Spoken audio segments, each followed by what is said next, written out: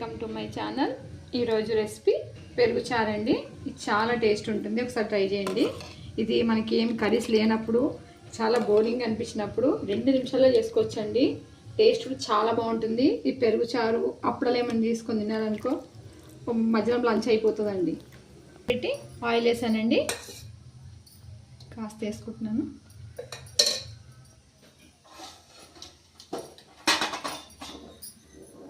కాస్త ఆవాలు, జీలకర్ర, ఒక ఎండుమిరపకాయ, ఎల్లిపాయలండి. ఇప్పుడు 3 ఎల్లిపాయలు దంచుకున్నాను. ఒక పచ్చిమిర్చి అండి సన్నగా కట్ చేసుకుంది. కాస్త కలుపుకోవాలండి.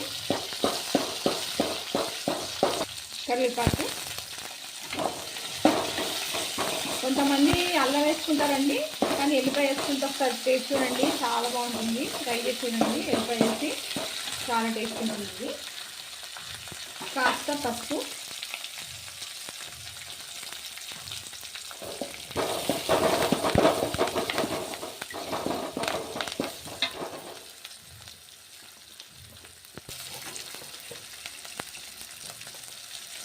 కాస్త ఉప్పు,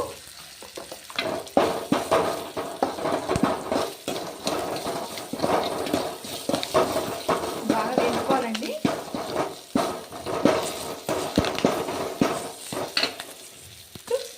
కొంచెం కొత్తిమీర,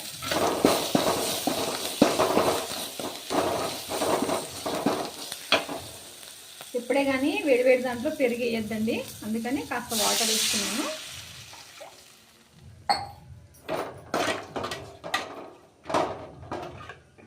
ఇది మజ్జిగ అండి, కొంచెం గట్టిగానే మజ్జిగనేది బాగా కలుపుకున్నాను. దీంట్లో కలిపేసుకోవడం అండి.